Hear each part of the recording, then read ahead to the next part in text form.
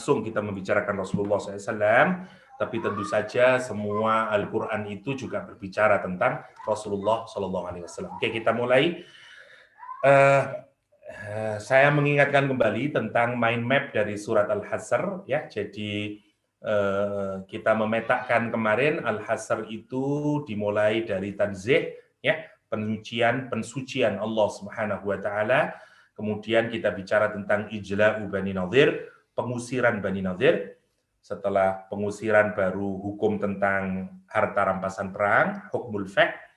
Kemudian terakhir kemarin kita bicara tentang fadlu fuqara'il muhajirin wal ansar, keutamaan kaum fakir dari kalangan muhajirin dan ansar.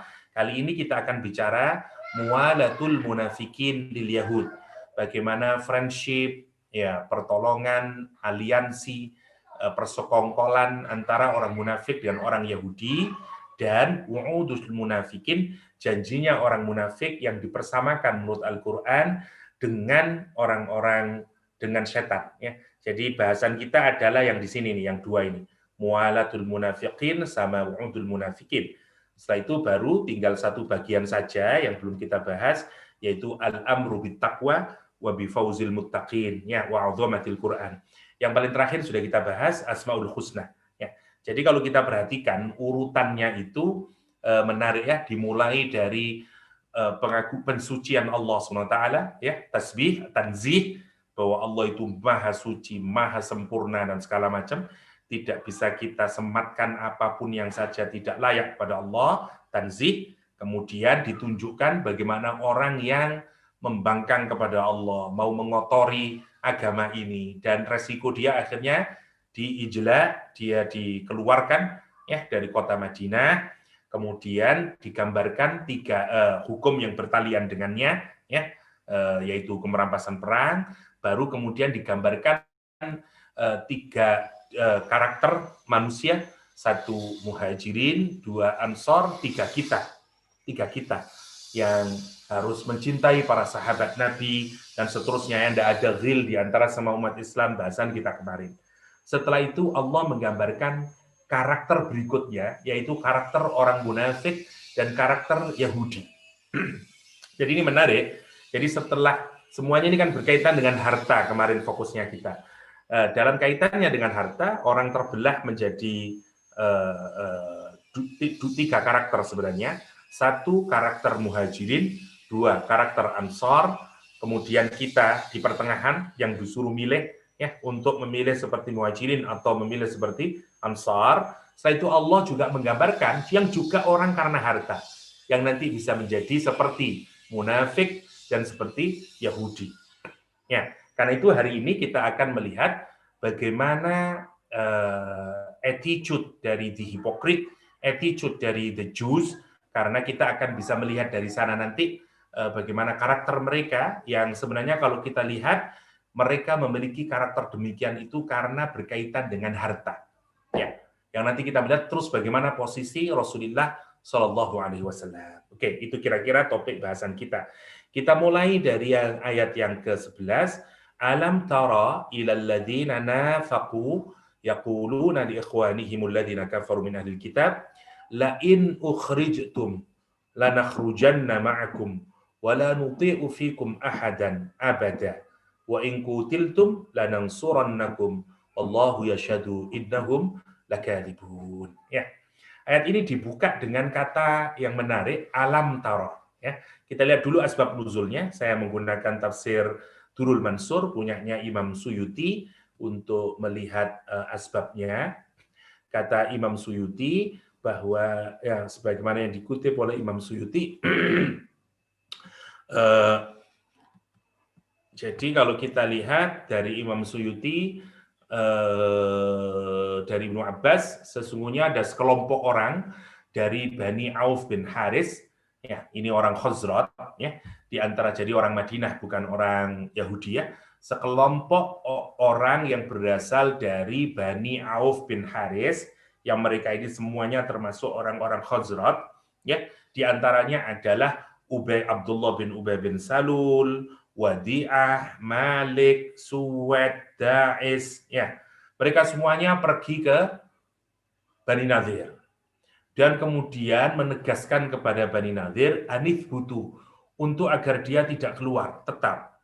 Ya, sebagaimana penjelasan di awal-awal waktu kita bahas tentang pengusiran terhadap Bani Nadir, karena Bani Nadir itu hanya untuk menyingkat saja ya, melanggar perjanjian yang telah disepakati, yaitu mereka bikin aliansi dengan Mekah dan ketahuan yang pertama, yang kedua apalagi orang Yahudi setelah bikin aliansi dengan Abu Sofyan, Bani Nadir ternyata hendak membunuh Rasulullah SAW dengan menjatuhkan batu dari atas gedung itu, bentengnya dia, tapi malaikat Jibril memberitahu Nabi Muhammad SAW, maka Nabi memutuskan untuk memberi waktu kepada Bani Nadir, Yahudi Bani Nadir, untuk keluar dari kota Madinah. Karena dia sudah tidak menunjukkan sikap hidup yang damai dengan orang Islam yang lain di Madinah. Karena itu tidak mungkin dia menjadi warga negara. Karena satu, dia tidak punya collective consciousness, dia tidak punya affinity dengan masyarakat Madinah at large. Karena itu, Nabi memerintahkan mereka untuk mengusir. Ya, kalau tidak keluar, kalau tidak maka akan terjadi perang. Yang menarik, sebelum mereka itu keluar, sebenarnya mereka sudah dihinggapi rasa takut dan hendak keluar. Tapi yang menarik, orang-orang munafik ini ya, yang dari luar penampilannya Muslim, yang kalau kita lihat KTP-nya Muslim, dia datang kepada Bani Nadir dan menyatakan, Anis butuh, kamu jangan keluar, you stay di sini saja. Watamanna'u, dan mereka melarang, kamu tetap aja di sini ya. Kenapa? Fa inna la nuslimukum. Kami ini tidak akan menyerahkan kalian. Kami ini akan bantu kalian. Kami tidak akan tinggal diam. Wa in qutiltum, kalau kalian diperangi, qatalna ma'akum. Kami juga akan perang bersama kalian. Wa in ukhrijtum, dan kalau worst case-nya kalian akan diusir, kharajna ma'akum. Kami juga akan keluar bersama kalian. Jadi tenang saja. Kita akan backup support kamu, kita tidak akan rela kamu disuruh keluar dari Madinah, maka kalau mereka memerangi kalian, kami akan membackup kalian, perang bersama kalian. Tapi nanti jika sampai kalah dan kalian harus diusir dari Madinah, kami juga akan keluar dari Madinah. Oh, lihat janjinya orang munafik ini, itu background-nya. Fatarabbasu dzalika min nasrihim falam yaf'alu. Mereka nunggu-nunggu pertolongannya itu, ya, tapi tidak terjadi. Apa yang terjadi kemudian? Wa qadafallahu fi qulubihim ru'ba. Allah campakkan di dalam hati-hatinya orang Yahudi itu ar-ru'ba, rasa takut yang amat sangat. Ya, fasa'alu Rasulullah sallallahu alaihi wasallam ayyujliyahum wa yakufu an dima'ahum ila akhirih. Sampai kemudian mereka meminta kepada Rasulullah SAW untuk dia mengambil pilihan untuk keluar. Nah, ayat ini turun berkenaan dengan janjinya atau janji palsunya sekelompok orang munafik yang datang kepada Bani Nadir. Itu kalau kita lihat di dalam Durrul Mansur. Yang kedua misalnya dihubungkan dengan riwayatnya Ibnu Abi Hatim misalnya dari Imam As-Suddi, qad aslama nasun min ahli Quraidah wan Nadir. Ya, telah masuk Islam sebagian orang ya dalam jumlah yang lumayan banyak dari penduduk Quraidah, Yahudi Quraidah dan Yahudi Nadir. Wa kana fihi munafiqun, dan di antara mereka ini ada orang-orang munafik. Wa kanu yaquluna li ahli Nadir, dan mereka ini berkata kepada Bani Nadir, ya, ada menyatakan Quraidah berkata kepada Bani Nadir wallahu alam, ada menyatakan sebaliknya. Yang jelas mereka berkata, la in ukhrijtum, kalau kalian dikeluarkan dari Madinah, lanakhrujanna ma'akum, kami akan juga keluar bersama kalian. Fanazalat fihim hadhil ayat, kemudian Allah turunkan ayat ini. Itu background-nya ya, asbab nuzulnya. Ya, lihat sekarang dari awal diskusi kita kata alam tara. Ayat ini diawali dengan kata alam tara, ayat ke-11 ya. Alam tara itu adalah istifham atau kalimat tanya, kata tanya yang digunakan untuk dua. Satu, al-ingkar. Dua, at-ta'jib. Yang pertama, to express ingkar. Kalau kita mengingkari. Ya, tidak mungkin begitu itu. Itu ingkar. Yang kedua, li-ta'jib. Kalau kita takjub, kok bisa ya begitu ya? Bagaimana ya kok bisa begitu ya? Itu namanya alam tara, alam tara. Wonder, sebagaimana alam tara kaifa fa'ala rabbuka bi ashabil fil. Alam tara, ya. Jadi istifham yuradu bihil ingkar wa ta'jib. Ingkar wa ta'jib. Itu yang pertama. Jadi fungsi alam tara adalah untuk menunjukkan kekaguman, atau bukan kekaguman, ketakjuban, keanehan, ya, kira-kira begitulah. Oke. Alam tara ilal ladzina nafaku. Ya. Tidakkah engkau melihat, tidakkah engkau terkaget-kaget, tidakkah engkau kagum, tidakkah engkau wonder, ya, tidakkah engkau melihat siapa? Ilal ladzina nafaku, kepada orang munafik, kepada orang munafik. Saya mengingatkan kembali, meskipun dulu saya masih ingat waktu di Academic of Ummah kita sudah bicara banyak tentang nifak, hanya sekedar untuk review singkat. Kata nifak secara bahasa adalah terjadi perbedaan di kalangan para ulama. Ada yang menyatakan dia berasal dari dinisbatkan kepada kata an-nafku yang artinya sarab fil ard, ya, lubang di dalam tanah. Kenapa? Karena orang munafik menutupi kekufurannya. Ya, maka dia dipersamakan dengan lubang yang ada di dalam tanah.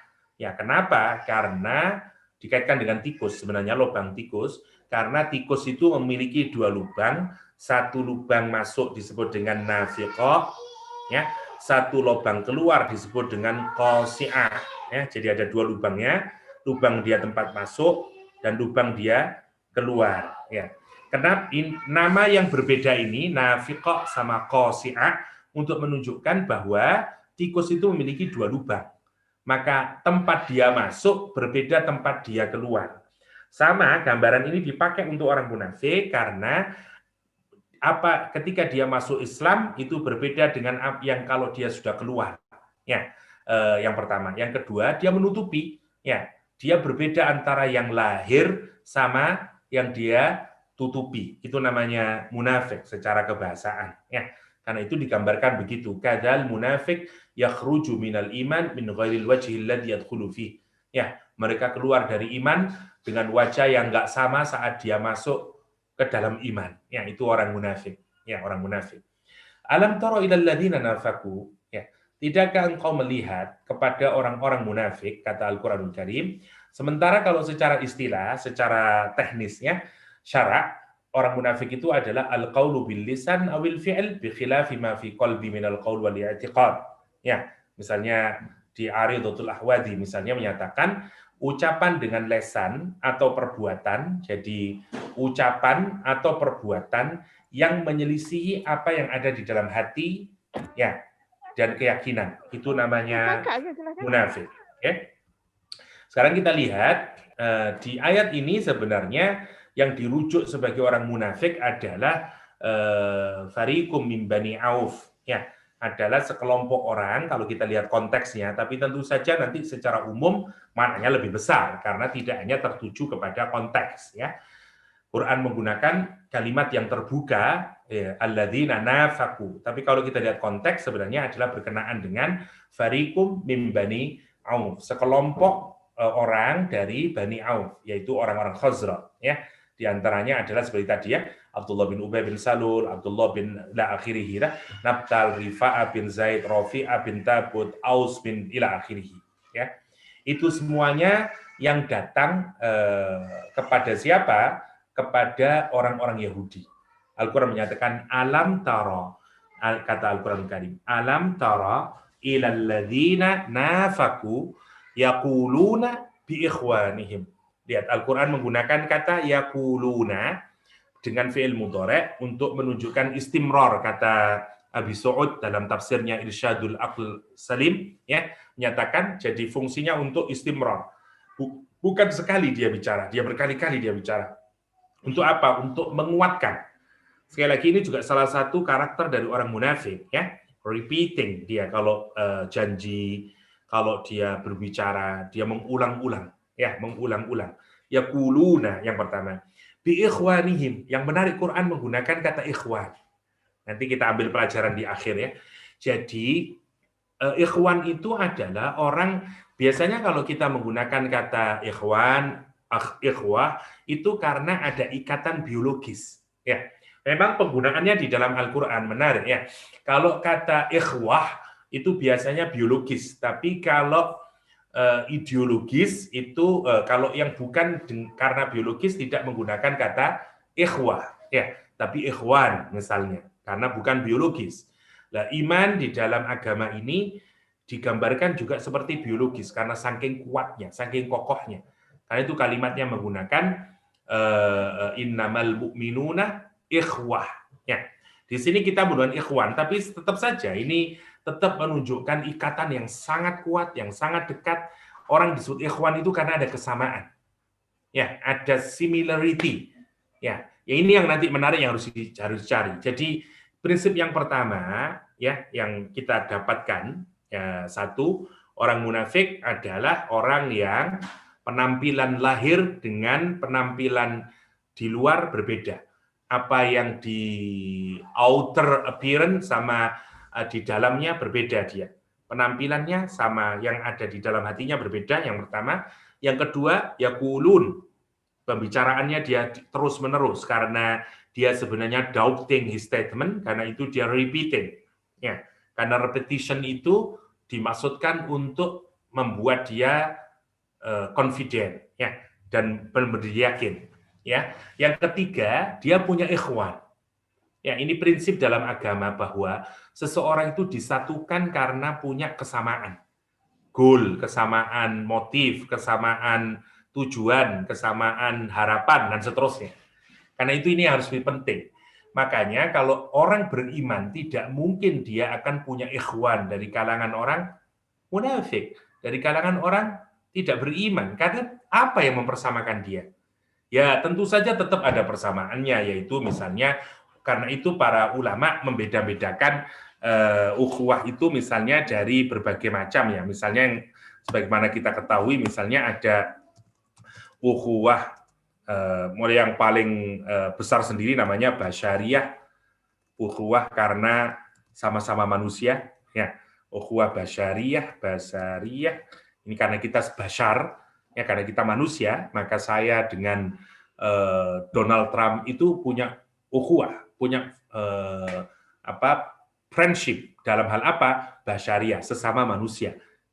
Yang kedua, ukhuwah kalau sudah satu basyar, yang lebih kecil lagi sekarang bukan untuk basyar, tapi yang lebih kecil namanya ukhuwah wataniyah. Wataniyah, satu negara, ya, satu tempat tinggal yang sama dan segala macam. Dan terus ukhuwah ada lagi di sini atau basyariah atau biasa disebut insaniyah, sama juga. Ya. Wataniyah, terus ada lagi namanya ukhuwah wataniyah, ukhuwah agama sudah sekarang ya, namanya Islamiyah. Ya. Jadi ada ukhuwah karena agama, yang ini adalah pijakannya karena kita punya agama yang sama, cara hidup yang sama, worldview yang sama. Yang kedua, wataniyah, karena kita sama-sama tinggal di tempat yang sama, ya, dan seterusnya. Yang ini adalah karena kita sama-sama manusia. Ada tiga itu, ukhuwah basyariyah, ukhuwah wataniyah, ukhuwah islamiyah istilahnya. Lah, yang menarik ini semuanya adalah kalau kita perhatikan ukhuwah islamiyah ini kita diikat karena la ilaha illallah Muhammad Rasulullah. Ya, ikatan kita karena hanya kalimat ini la ilaha illallah. Ya, itu ikatan kita. Wataniyah ya karena nation saja. Ya, ini kan karena satu nation kita. Oke. Satu nation. Nah, kalau ini satu nation atau satu state. Ya. Tapi kalau yang ukhuwah basyariah ya karena kita human being. Oke. Nah, sekarang yang menarik dari semuanya ini kalau kita perhatikan, orang memiliki ukhuwah itu karena ada kesamaan. Intinya ada kesamaan. Ya, entah kesamaan tempat tinggal, kesamaan ideologi, keyakinan, kesamaan sebagai human being. Yang menarik, Allah menggambarkan antara orang munafik dengan orang Yahudi itu memiliki kesamaan. Allah karim. Ini yang harus kita pikirkan ya. Karena Al-Qur'an menyatakan yaquluna bi ikhwanihim. Mereka orang-orang munafik itu berkata kepada siapa? Ikhwannya. Quran ini yang menggunakan istilah, jadi artinya orang munafik dengan orang Yahudi, tentu konteksnya saat itu adalah Bani Nadir, itu memiliki ukhuwah. Kenapa? Kalau katanya Ibnu Ashur, li'annahum kanu muttahidina bil kufr. Karena mereka ini disatukan dengan kekufuran yang sama, yaitu kekufuran kepada risalah Nabi Muhammad SAW. Sama-sama kufur terhadap pesan atau ajaran agama dari Nabi Muhammad SAW. Ya, bukan ukhuwah nasab, ya, karena Bani Nadir dari Yahudi, munafik adalah dari Bani Auf, orang Arab dia. Karena itu kesamaannya adalah kesamaan sama-sama menolak Nabi Muhammad SAW. Orang munafik tidak menerima Nabi Muhammad SAW. Orang Yahudi juga tidak menerima Nabi Muhammad SAW. Ya, sama-sama dalam kemunafikan. Oke, sama-sama dalam kekufuran maksud saya. Ada lagi yang menyatakan ikhwannya itu bukan di situ, tapi yang disebut dengan ikhwan di sini adalah justru kalau orang kafir itu kata dia anna kufrul munafikin kufur syirik. Sementara kufurnya orang munafik itu adalah kufur syirik. Tapi kufurnya orang ahli kitab itu adalah kufur kepada Nabi Muhammad. Tapi dua-duanya terikat pada kekufuran yang sama. Ya, nah, ini cuma sekedar perbedaan. Tapi intinya tidak mungkin orang itu punya aliansi, punya friendship, punya kesatuan jika dia tidak memiliki ikatan. Ya, ini menarik ya. Kalau kita pelajari dalam ilmu sosial, ada tokoh di Perancis namanya Émile Durkheim, ya, ada Émile Durkheim yang punya konsep yang disebut dengan solidarity. Ya, dia membedakan solidarity menjadi organik, ada yang mekanik solidarity, yang kedua disebut dengan organik solidarity. Kata dia yang mekanik itu timbulnya di desa, orang kemudian karena memiliki pekerjaan yang sama, maka tuntutannya sama, pribadinya cenderung sama, karena itu solidaritasnya tumbuh secara natural saja. Ya, sama seperti kalau kita di kampung, ya tetangga kita sakit, kita juga merasa sakit, dan segala macamnya, mekanik saja jalannya. Tapi yang di kota, yang di urban, itu ternyata meskipun pekerjaannya amat sangat banyak, ternyata orang tetap punya solidarity. Kenapa? Karena mereka dengan pekerjaan yang berbeda-beda itu, mereka saling membutuhkan satu sama lain, seperti organ saja, seperti jantung, mulut, dan segala macamnya yang saling membutuhkan satu sama lain. Jadi kalau kita lihat di mekanik, di organik, kenapa orang bersatu? Karena masing-masing punya kesamaan, yaitu saling membutuhkan. Nah, ini kan konsep solidarity. Jadi semakin orang memiliki persamaan, sebenarnya akan muncul solidarity di dalamnya. Nah, Quran ini menggambarkan ada solidarity antara siapa? Antara the Jewish community dengan orang-orang munafik. Mereka disatukan oleh apa? Satu, disatukan oleh kekufuran terhadap risalah Nabi Muhammad SAW. Ya, jadi sama-sama dia punya satu tujuan yang sama.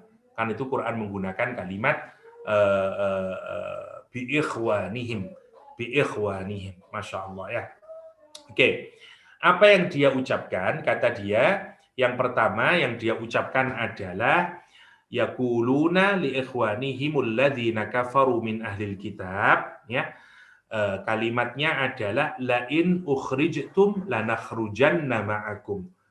Lain ukhrijtum lanakhrujanna ma'akum. Saya tidak tulis di sini ya. Oke, jadi orang-orang kafir dari ahli kitab. Ini juga penting untuk sebentar saja. Jadi ahli kitab itu di dalam agama kita termasuk orang kafir. Ya.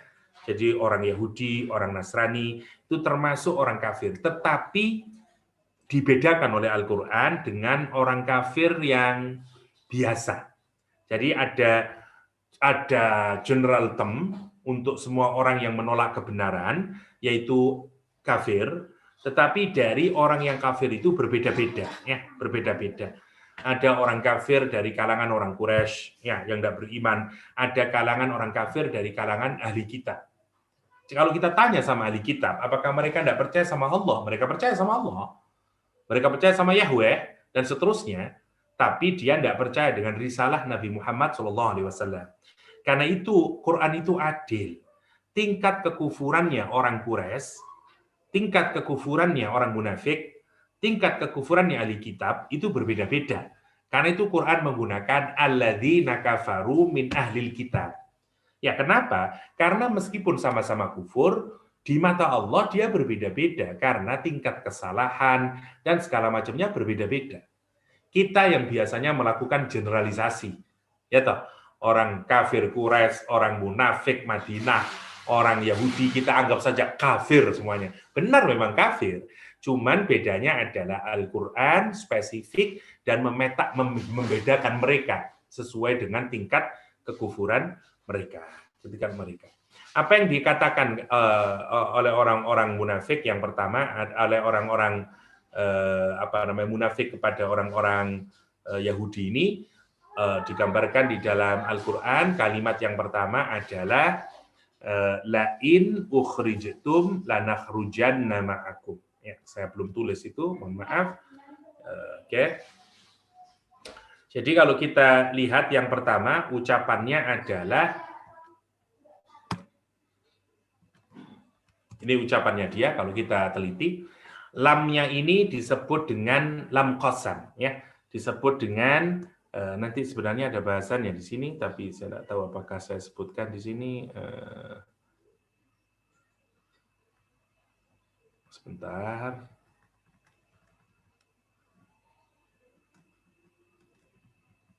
Tidak ada saya sebutkan. Nanti mungkin ketemu. Oke, sementara kita skip saja, kita teruskan saja. Lain ukhrijtum lanakhrujanna ma'akum. Lamnya ini disebut dengan lam qasam, karena itu kalau kita mengartikan dengan sesungguhnya, ya, sesungguhnya, ini kalimatnya conditional sentence sebenarnya, ya. Jadi sebenarnya kalimat conditional sentence itu diucapkan untuk menunjukkan keteguhan sebenarnya. Nah, ini kan ya. Jadi ini ucapan yang jadi perincian dari kalimat yaquluna tadi. Ya, ini orang-orang munafik itu berkata kepada temannya atau kepada ikhwannya.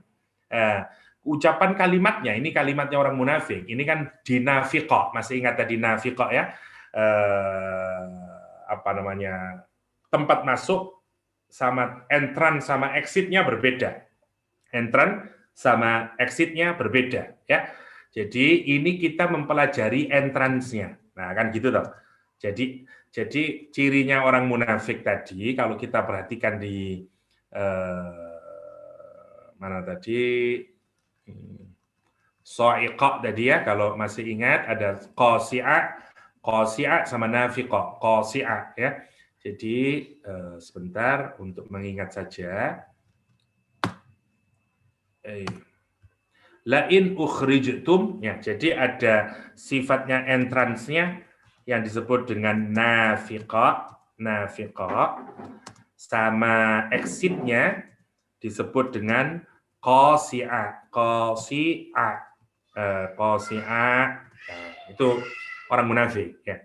Kita hari ini tadi cirinya adalah ucapan dia nanti berbeda dengan kenyataannya, ya, karena dia ini paling mudah untuk false untuk janji yang palsu, ya, untuk janji yang palsu. Oke. Nafiqahnya kalau kita perhatikan deh kalimatnya lain, ya, saya insyaallah masih ada. Oke. Lain ukhrijtum lanakhrujanna ma'akum. Perhatikan kalimatnya ya. Bagaimana Al-Qur'an menggambarkan orang munafik itu. Satu, kalimatnya dibikin kalimat bersyarat, ya. Satu, conditional sentence. Orang menggunakan conditional sentence itu untuk menguatkan conditional sentence, oke. Ya, kalimat bersyarat. Saya jangan ragu sedikit pun. Saya kalau punya uang, saya pasti akan menikahimu. Ini kan untuk mengungkapkan janji yang rasa-rasanya tidak mungkin tidak, kecuali pasti akan terjadi.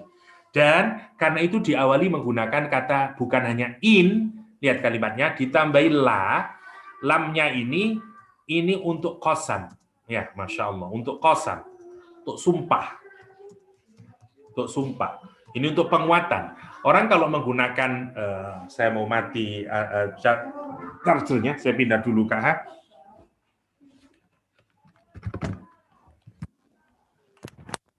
Dokter.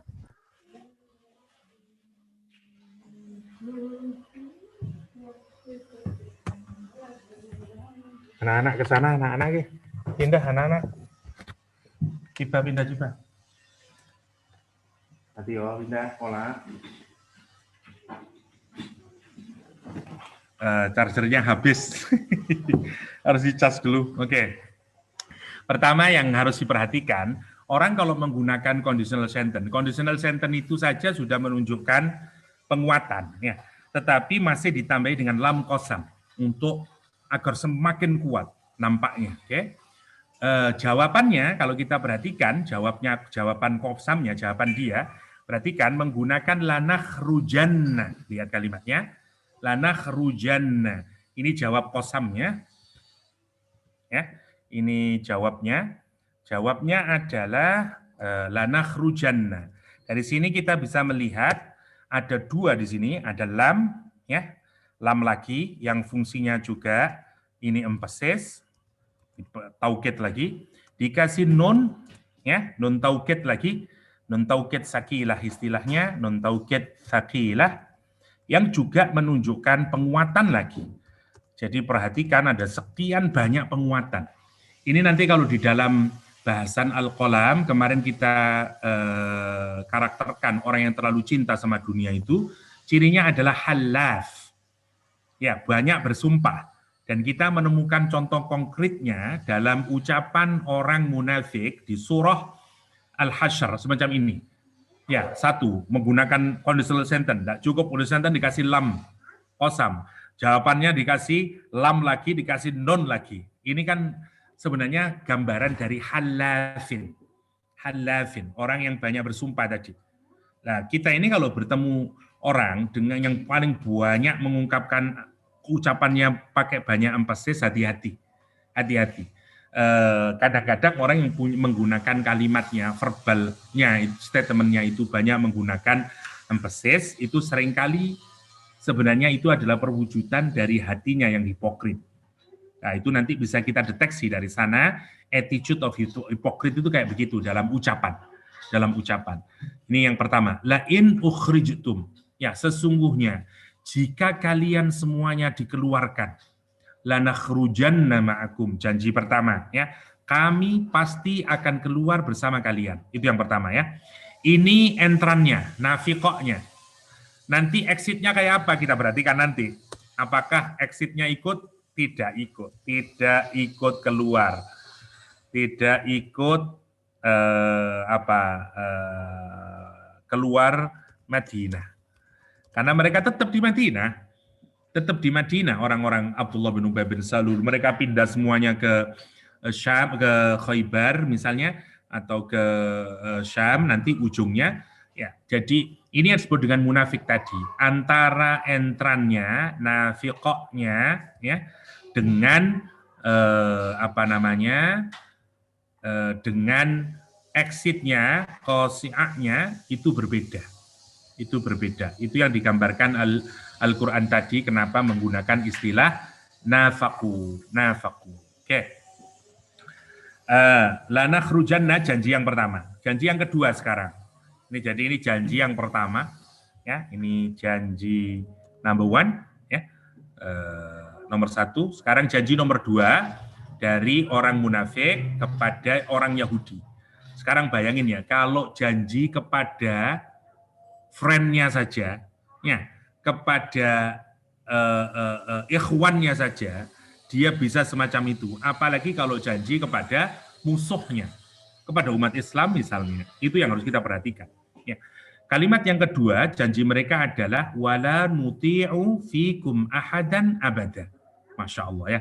Wala nuti, dan kami tidak akan mentaati.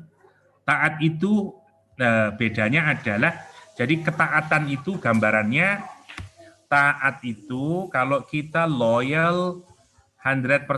Itu namanya taat. Jadi kalimatnya adalah sami'na wa ata'na, orang taat itu. Orang taat itu sami'na wa ata'na. Itu gambaran dari orang taat. Karena taat itu dipakai oleh Al-Quran misalnya hanya kepada Nabi dan Rasul. Hanya kepada Allah dan Rasul maksud saya ya. Misalnya ati'ullah wa ati'ur Rasul wa ulul amri minkum. Untuk ulul amri karena tidak menggunakan kata ati'u kata para ulama, hanya menggunakan wawu ataf wa ulil amri. Saya kasih contoh ya, misalnya ati'ullah wa ati'ur Rasul wa ati'ur Rasul wa ati'ullah wa ati'ur Rasul wa ulil amri minkum kalimatnya. Sebagian para mufassir menyatakan kalau kepada Allah ada verbnya yaitu ati'u, ada fi'ilnya. Pada Rasul ada fi'ilnya yaitu ati'u. Okay? Tapi kepada ulil amri tidak dikasih verb. Cukup hanya dengan wawu ataf saja, kata sambung n. Nah, karena itu sebagian mufassir mengesankan bahwa taat yang 100% itu hanya kepada Allah dan Rasul. Sementara kepada ulil amri, implisit karena di sini tidak dikasih ati'u, kita hanya boleh mentaati ulil amri. Memang kita harus mentaati ulil amri. Jika apa? Jika dia tidak bertentangan dengan ketaatan kita kepada Allah dan Rasul. Tapi kalau dia salah, maka kita tidak bisa taat kepada ulil amri. Karena itu Rasulullah misalnya di dalam hadis, kalau kita mentafsir ayat ini, Rasul menyatakan la ta'ata li basarin, kepada manusia siapapun saja, ulil amri include fi maksiatil khaliq, fi maksiatillah, fi maksiat. Ada juga yang la ta'ata li mahlukin, ya, ada li basyarin, ada yang li mahlukin. La ta'ata li mahluk fi maksiatil khaliq misalnya, fi maksiatil khaliq. Jadi tidak ada ketaatan kepada makhluk ya di dalam memaksiati khaliq, maksudnya Allah Subhanahu wa taala. Oke. Dia menyatakan la nuti'u, dengan kata ini kita sudah bisa paham berarti kira-kira taat ke siapa ini? Taat kepada Nabi Muhammad SAW, taat kepada Allah Subhanahu wa taala. Wala nuti'u, dan kami tidak akan loyal. Kami tidak akan taat. Kami tidak akan berikan loyalty 100% fikum ay fi sya'nikum, dalam urusan kalian ini, yaitu dalam urusan pengusiran ini, ahadan abada. Ahadan ini mereka malas menyebut Muhammad. Ya, sebagai tanda tidak respect. Kita ini kalau benci sama seseorang, kita tidak sebut namanya. Ya, saya kalau tidak suka sama Kak H, saya tidak akan sebut. Saya punya teman di Malaysia. Siapa dia? Seseorang. Wah, misalnya ya, ahadan. Itu untuk nunjukin kita tidak respect sama dia. Someone. Tapi kalau kita nyebutin seseorang, itu tanda respect. Masya Allah ya. Quran itu bisa sejeli itu menggambarkan perasaan hatinya orang munafik. Wala nuti'u fikum ahadan. Yang pertama, dia menunjukin kata kepada Nabi Muhammad ahadan, itu seperti ordinary person. Tidak respect, ya someone, somebody. Ya, someone out there. Masya Allah, itu kalimatnya ahadan. Satu, nunjukin tidak ada respect dia kepada Nabi dan segala macamnya. Dan karena itu dihubungkan dengan ketaatan. Saya tidak akan taat terutama dalam urusan kalian ini kepada dia, seseorang itu. Kapan? Abadan. Wow, lihat halafinnya itu ya. Sumpahnya dia itu. Ini kalau orang Indonesia, bahasa gaulnya orang Indonesia sekarang namanya lebay. Ya, namanya lebay. Terlalu, orang itu kalau berbicara terlalu banyak sumpahnya, terlalu membual lah, terlalu berbual-bual. Namanya abadan. Dia bilang, kami tidak akan menaati dalam urusanmu ini kepada dia seseorang, maksudnya Muhammad SAW, abadan, selama-lamanya. Ya, bahkan kalau di tafsir yang lain disebutkan, meskipun panjang masanya. Ya, nanti Ibnu Su'ud, misalnya Abu Su'ud dalam tafsirnya Irsyadul Aqlis Salim, menyatakan abada di sini adalah kalaupun masanya amat sangat panjang. Ya, tempe. Maaf, ada jualan tempe, sorry. Jadi itu namanya abada. Ya, kita nanti bisa mikir lagi ya, kita ambil hikmahnya nanti untuk mendeteksi attitude atau hipokrisi within us. Ya, kalau kita bicara orang munafik ini, tentu kita penting memahami orang munafik di kalangan orang Madinah. Tapi nanti cara kita point to reflection buat kita adalah kita yang harus bisa mendeteksi kira-kira apa attitude of hypocrisy yang boleh jadi kita tidak sadar ternyata kita juga memilikinya. Itu namanya. Oke, dia satu, tidak menunjukkan respect. Orang munafik itu tidak respect kepada Rasulullah SAW. Masya Allah ya. Sebagaimana apa sekarang yang terjadi di Perancis itu, tidak ada respect. Ya, karena apa? Karena dia melihat Nabi itu seperti orang biasa saja. Nah, berbeda dengan Abdurrahman al-Dibaghi tadi, yang kalimatnya mengharu biru. Ya, kenapa? Karena itu sebenarnya muncul dari hati yang mencintai, hati yang penuh respect kepada Nabi Muhammad Sallallahu Alaihi Wasallam. Ya, oke. Itu bahkan dia menggunakan kata nutik, tapi ditambahi abada untuk menunjukkan komitmennya, sumpahnya, emphasis lagi-lagi kalimat yang kedua ini. Jadi masih ditambahi lagi statement yang kedua, la nuti'u fikum ahadan abada. Kami tidak akan taat sama Nabi Muhammad SAW selamanya. Nah, sekarang janji yang ketiga, tadi yang kedua, yang ketiga sekarang. Wa in qutiltum lanansurannakum. Kalau mereka memerangi kalian, lanansurannakum, kami pasti membantu kalian. Wah, an-nasru ya, an-nasru, perhatikan kata an-nasru, kita sudah sering misalnya yang pernah mengkaji surat An-Nasr mungkin sudah bisa memahami maknanya ya. An-Nasr itu kalau kita perhatikan, kenapa ini? Oke, gini aja lah. Yes.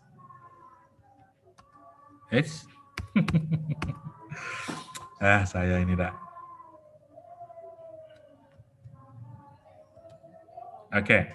Kalau kita perhatikan kata An-Nasr, An-Nasr itu sebenarnya adalah pertolongan yang nanti menunjukin pertolongan, support yang sangat backup, support dan segala macam, namanya nasrum.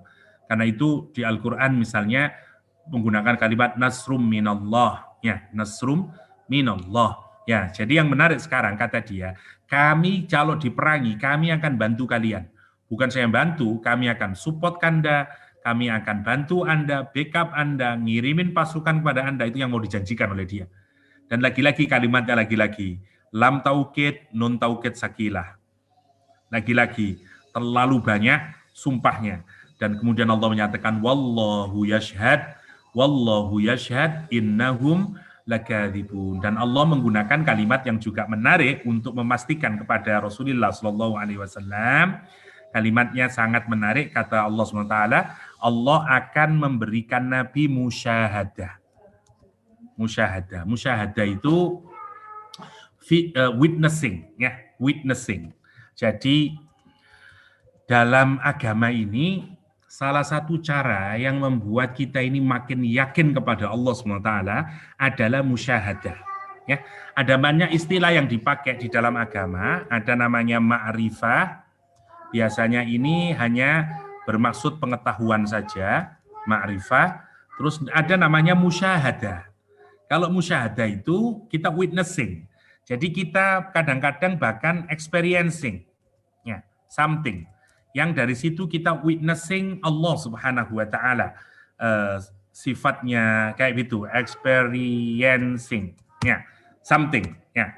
Saya kasih contoh, misalnya kita belajar tentang asma Allah sebagai apa? Yang terakhir kita belajar Al-Latif, ya, Al-Latif.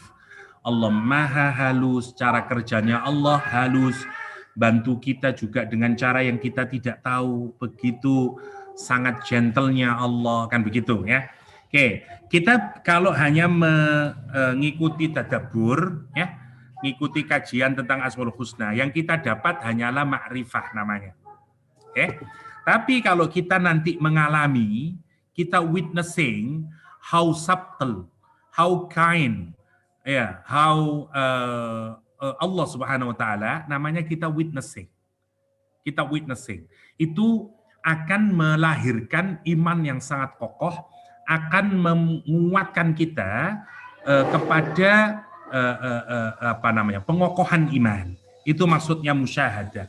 Jadi kita amat sangat bersyukur kalau Allah menghadiahkan kita musyahadah dalam berbagai hal. Dalam berbagai hal, ya. Itu namanya musyahadah. Seperti dulu saya contohkan contoh sederhananya musyahadah, ya. Saya tidak bisa makan, tidak punya uang, tidak ada duit, kemudian saya berdoa kepada Allah, minta uang, dan kemudian keluar dari masjid, ada orang memberi saya uang, lah itu namanya musyahadah.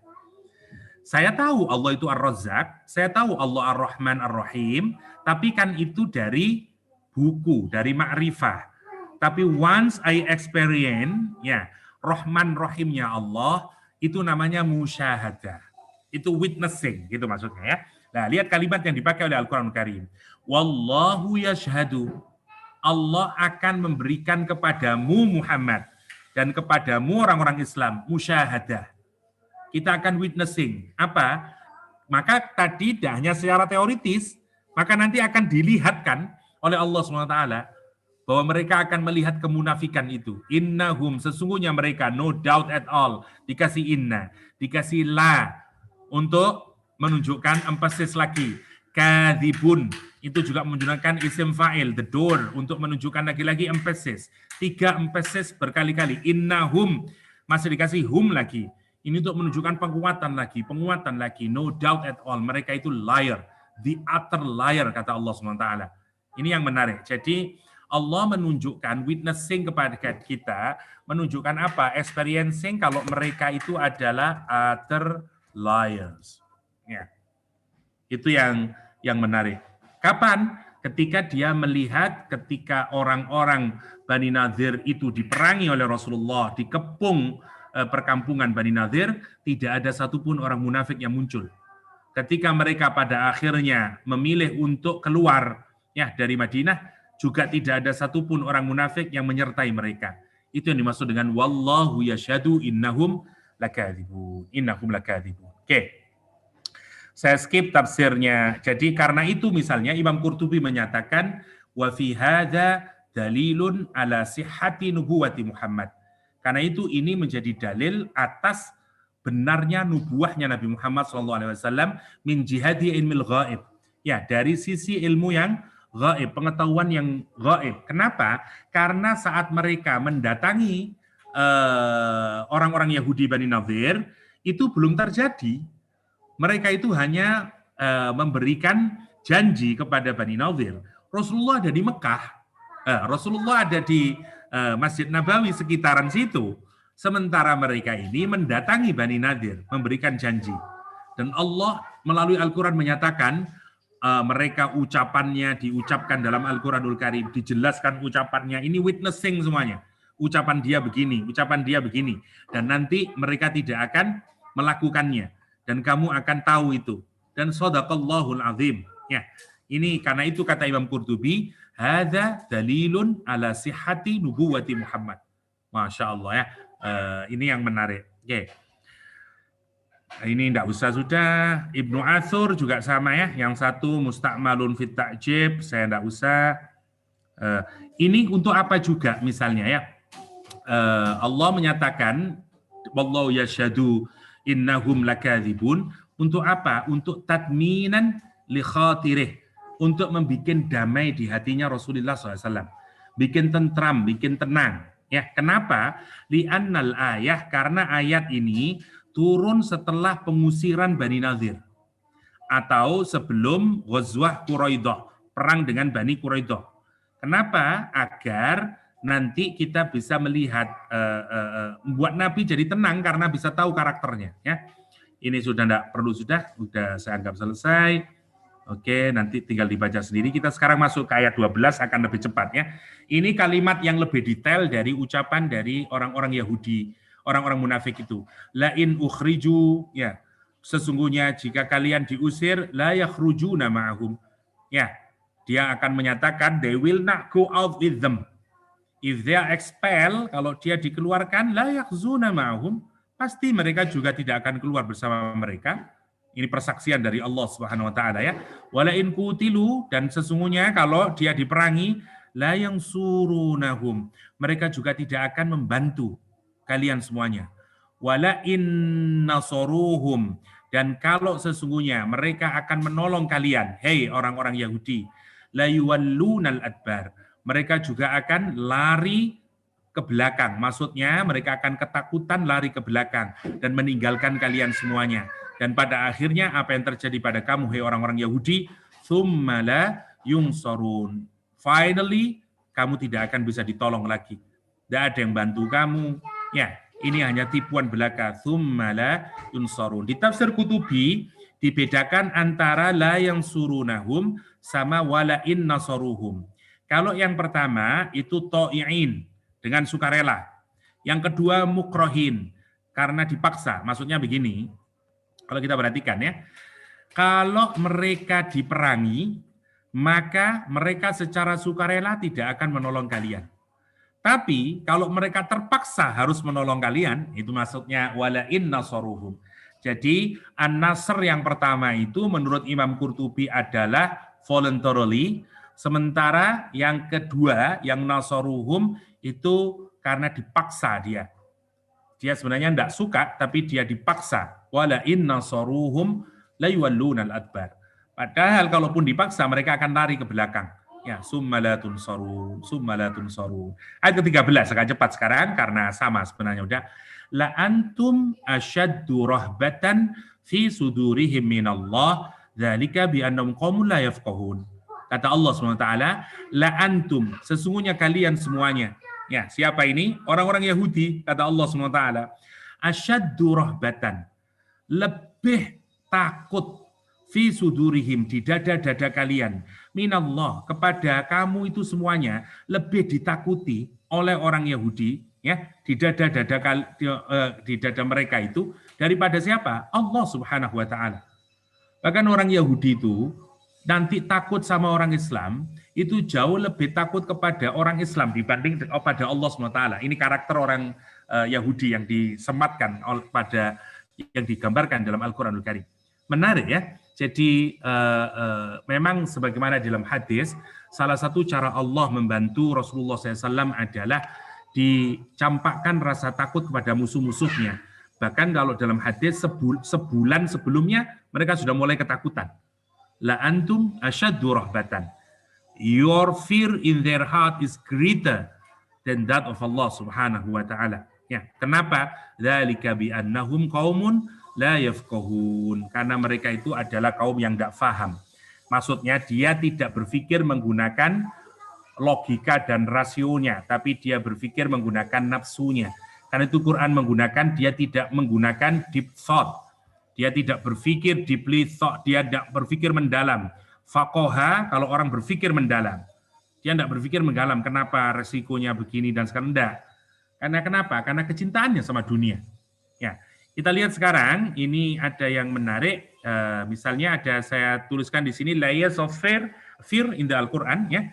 Ada 11, nanti bisa dipelajari ya, dari kata khauf, khosyah, khusyuk. Sudah saya sertakan juga ayat-ayatnya, tinggal dipelajari sendiri nanti ya. Macam-macam rasa takut dalam Al-Quran. Ada khauf, ada khosyah, ada khusyuk, ada taqwa, ada hadr, ada ru', ada wajs ya.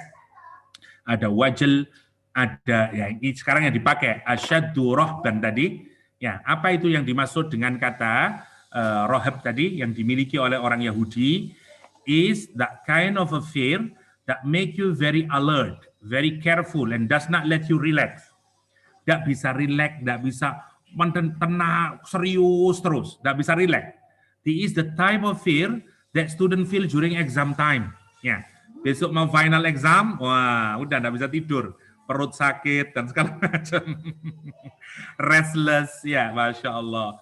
Careful and concerned for passing. Ya, it is also feel that you are afraid that you will disappoint the one you love. Itu namanya, ya, itu yang digambarkan oleh Al-Quran, bagaimana takutnya orang-orang Yahudi kepada orang Islam saat itu. Ya.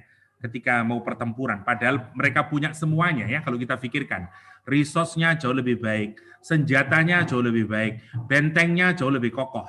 Tapi Allah mencampakkan rasa takut itu. Asyaddu rahbatan, kata Allah SWT. Ya, la antum asyaddu rahbatan. La antum asyaddu rahbatan, kata Al-Quranul Karim. Ya, sesungguhnya kamu dalam hati mereka lebih ditakuti daripada Allah. Hei kamu orang Islam, sesungguhnya kamu itu lebih ditakuti dalam hati mereka dibanding Allah SWT. Masya Allah. Ya.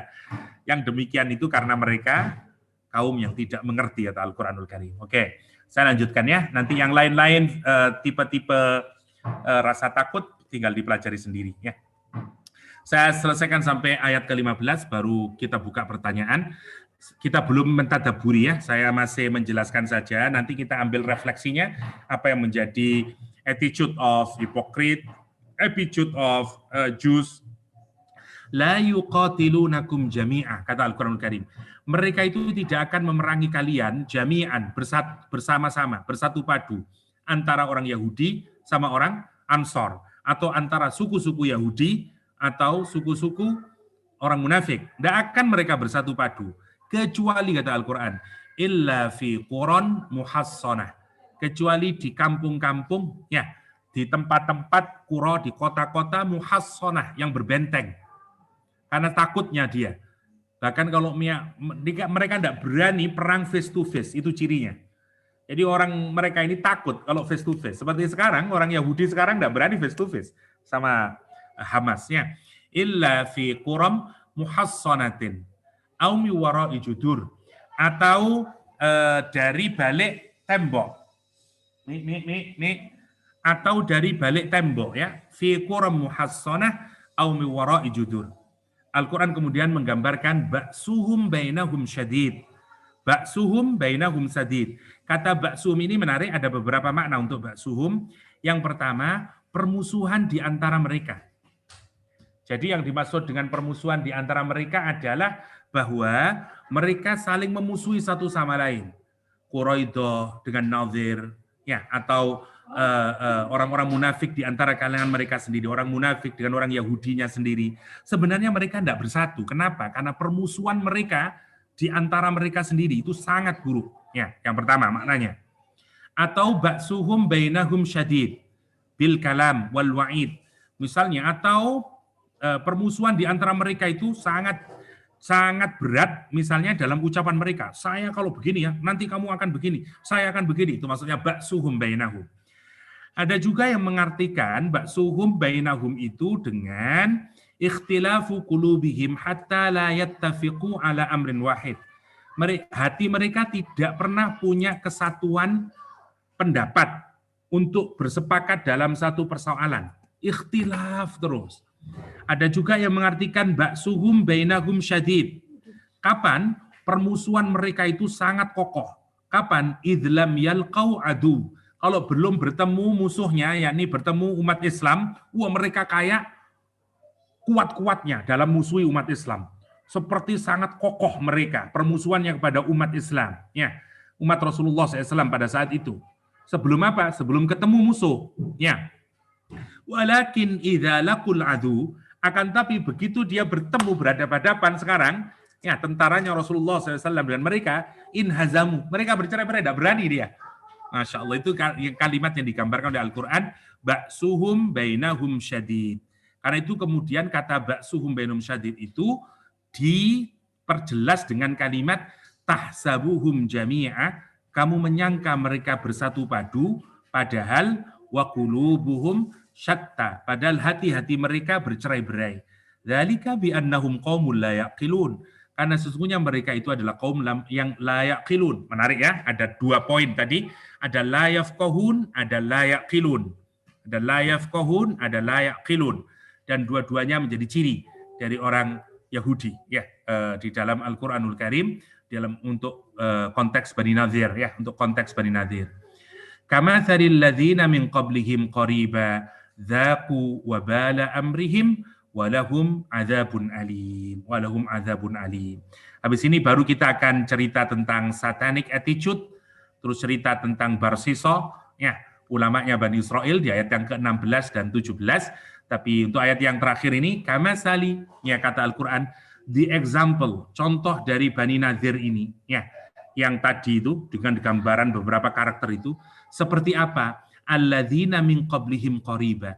Ya, itu seperti orang-orang yang sebelum mereka, di waktu yang sangat pendek. Maksudnya, para ulama berbeda-beda pendapat, tapi kalau kita, satu, dirujukkan kepada orang-orang Quraisy, yaitu di Perang Badar. Ini kan ada orang Quraisy yang tidak taat sama Nabi, memusuhi Nabi. Wah, permusuhannya seperti gila-gilaan kepada Nabi, kekuatannya juga sangat kuat. Tapi ternyata begitu berhadapan dengan Nabi, apa yang terjadi dengan orang Quraisy? Kalah total dia di Perang Badar. Nah, itu digambarkan oleh Al-Quran sebagai peringatan kepada Bani Nadir. Kamu kalau menentang Muhammad SAW, menentang agama ini, perumpamaanmu itu seperti perumpamaan orang-orang yang sebelum kamu yang dekat itu. Karena jarak antara Perang Badar dan Bani Nadir ini, Perang Bani Nadir itu hanya berkisar 6 bulan saja. Itu pendapat yang pertama. Jadi alladzina min qalbihim dikaitkan dengan Bani Nadir, dengan Perang Badar, dengan Perang Badar. Yang kedua dikaitkan dengan Qainuqa. Dengan Qainuqa, ya. Kenapa? Karena Qainuqa itu sudah terusir kalau saya tidak keliru 1,5 tahun. Ya, setelah hijrah ada pengusiran Bani Qainuqa. Sama-sama orang Yahudi. Ya, karena itu mestinya kamu menggunakan itu sebagai ibrah. Kamu kan tahu Yahudi Bani Qainuqa, saudaramu sendiri, mereka juga expel. Ya, karenanya mestinya kamu mengambil pelajaran dari situ. Ada juga yang mengaitkan tidak ke Qainuqa tapi kepada Quraidah misalnya. Ya, atau secara umum amun fi kulli man taqama minhu ala kufrihi qabla Bani Nadir min Nuhin ila Muhammad. Semuanya lah mulai sejak zamannya Nabi Nuh sama zamannya Nabi Muhammad sallallahu alaihi wasallam. Ini sebenarnya ini kasih sayang Allah SWT kepada Bani Nadir untuk mengingatkan kalau you teruskan sikapmu, penentanganmu pada Rasulullah kama tadil ladzina min qablihim qariban.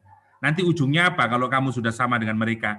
Zaku, ya, zaku, taste, rasakan, wabala amrihim, akibat dari kekufuran kalian.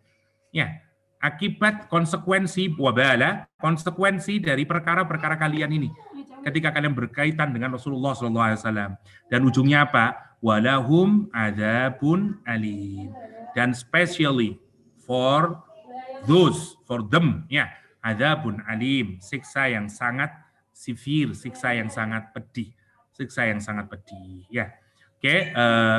Ini persis seperti ucapannya orang-orang Quraisy di Perang Badar, ucapan setan nanti juga di Perang Badar yang digambarkan memiliki kemiripan yang sama dengan janjinya orang munafik dengan janjinya setannya. Sampai di sini 16-17 nanti kita diskusikan belakangan, tapi singkatnya sekarang kalau kita lihat mulai dari ayat yang ke-11 sampai ke-15, mana ya?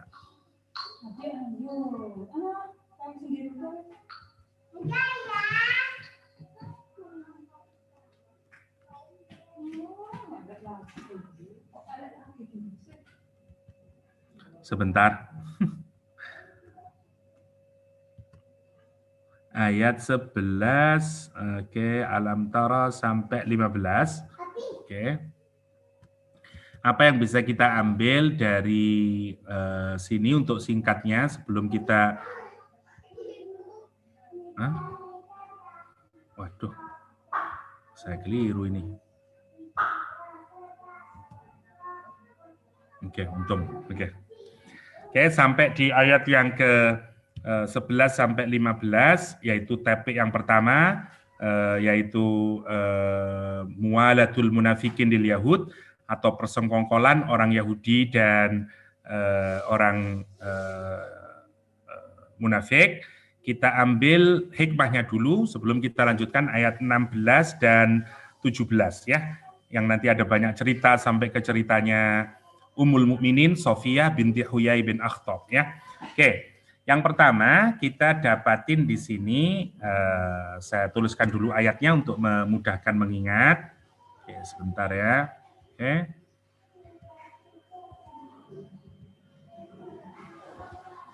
Oke. Kalau kita perhatikan di ayat ini, loh, kok hilang? Loh, kenapa ini? Oke. Oke.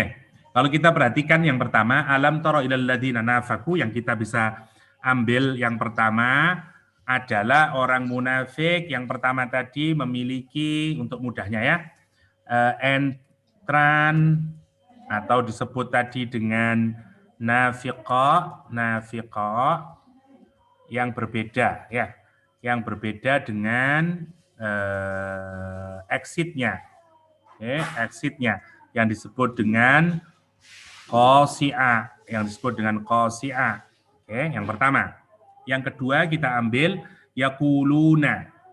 Dia berarti dari kalimat yaqulunya dia repeating terus, repetition atau pengucapan berulang-ulang, ya, pengucapan berulang-ulang atau biar lebih repetitive statement. Oke. Dia mengulang-ulang seringnya kalimat yang dipakai diulang-ulang ya. Yang kedua, yang ketiga kita ambil hikmahnya yaquluna faqu yaquluna li ikhwanihim. Dia punya ikhwan ya, punya friendship atau punya brotherhood istilahnya ikhwannya karena disamakan dengan memiliki motif yang sama ya.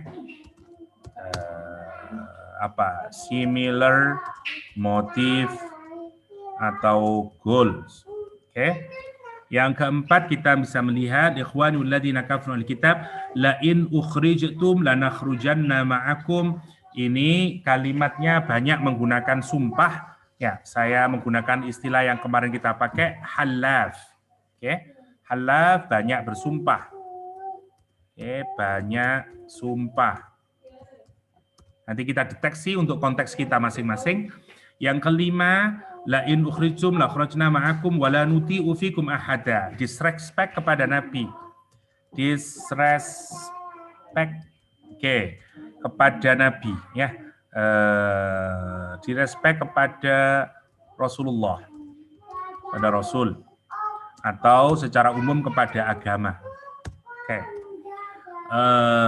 Tadi nuti'u fikum ahadan abada wa in qutiltum lanansurannakum wallahu yashhadu innahum lakadzibun. Baru yang ketujuh adalah aterlayas ya. Saya ini tambahin janji dan komitmen hanya jika menguntungkan, persahabatan dan loyalitas dengan musuh, komitmen membantu membela tapi di saat krisis mengabaikan ya. Motivasi sama. Ini saya letakkan di sini. Ikhwan, berarti di ikhwan. Oke. Untuk mudahnya ya. Tentu saja ini hanya pikiran saya, jadi nanti dipersilahkan tadaburnya apa, ini yang saya pikirkan, nanti silakan bisa didiskusikan lebih panjang lagi setelah kita merenungkan ya. Aterlayas, kemudian Al-Quran menggunakan sebelum ke Yahudi, la in ukhriju summa la yunsarun wa la in qutilu suwalluna al-adbar summa la yunsarun. Ini yang sekarang karakter orang Yahudi ya. Yang ini kita sebut sementara ini sebagai attitude of the hypocrite ya. Hypocrite. Ini yang hypocrite dulu. Sekarang kita masuk ke yang Yahudi sampai di ayat ke-15 yang bisa kita simpulkan. Yang Yahudi sebenarnya sama saja karena di Yahudi nanti kita bisa melihat kemiripan karena mereka memiliki sikap yang sama ya. Attitude of the Oke. Ini kita jadikan nomor 1 kalau orang Yahudi. 1. Nah, nomor 1 kita melihatkan summalatun sorun kata Al-Quran Karim ya. Jadi orang Yahudi digambarkan satu punya fear ya, dalam istilah menggunakan kata rohbatan. Rasa takut kepada umat Islam sebenarnya, menarik ya. Takutnya kepada yang ini. Ini kalau kita simpulkan, sebenarnya rasa takut ini adalah kepada yang material. Yang material, yang fisikal. Yang fisikal. Karena itu ciri yang pertama. Yang kedua, mereka ini tidak takut. Tidak takut, atau kita sebut saja lah, less fearful. Kepada siapa? Yang gaib, yang tidak kelihatan. Atau dalam hal ini disebut dengan Allah. Karena itu dia yang material yang takut, tapi kalau kepada Allah dia tidak takut. Ujungnya dengan semua ketakutan itu, dia la tunsorun, dia tidak ditolong oleh Allah Subhanahu wa taala. Ya. Oke. Ini yang saya tulis di sini, in their heart greater dread than you because sampai di sini dulu. Ini karakternya ini sajalah, di sini ajalah. Oke. Terus mereka disebut oleh Allah sebagai people yang tidak bisa berpikir panjang, ya. Qaumun la yafqahun. Qaumun la yafqahun. Faqiha atau faqaha, ya. Faqaha, berpikir mendalam. Berpikir mendalam. Oke. Makanya disebut dengan fikih, ya. Oke. Dan terus terakhir disebut dengan qaumun la yaqilun. La yaqilun. La yaqilun itu menggunakan aqala, artinya mengikat. Maksudnya mengikatnya di sini dirujukkan kepada nafsu atau bukan nafsu, sebagai lawan dari logik atau lawan dari reason, ya. Kemana-mana, ya. Oke. Ini yang tadi menyatakan dia tidak berani face to face, ya. Harus muhassonah atau miwara'i judur, ya. Terus yang terakhir, sepertinya dia united tapi sebenarnya dia divided. Oke. Ini kelihatan saja di luarnya, di luar. Oke. Tapi sebenarnya di dalam hatinya mereka divided. Karena kenapa? Banyak sekali kepentingan. Karena varied purpose and motive. Oke. Nah, sementara itu yang bisa saya simpulkan untuk bisa kita pikirkan berkenaan dengan they will fight in for the strongholds because the people of devoid sand. Oke lah, ini kita masukkan saja. Oke. Nah, untuk sementara itu yang bisa saya pikirkan, ya, berkenaan dengan attitude. Nanti bisa kita dalami lagi satu-satu untuk kita pikirkan yang sesuai dengan konteks kekinian. Kira-kira kalau untuk konteks hari ini kayak apa ini kalau kita menggunakan istilah sekarang, ya. Terus kalau untuk Yahudinya sementara ini tentu saja ini sekali lagi bukan untuk mengeneralisasi, ya. Tentu dalam konteks Bani Nadir, dan ini juga bisa kita gunakan kehati-hatian kita di dalam berinteraksi dengan orang-orang Yahudi.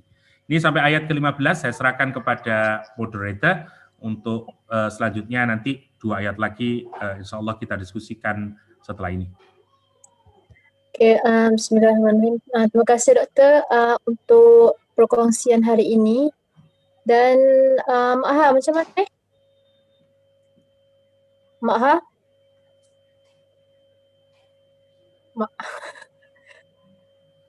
Mak Ha tertidur, Mak Ha.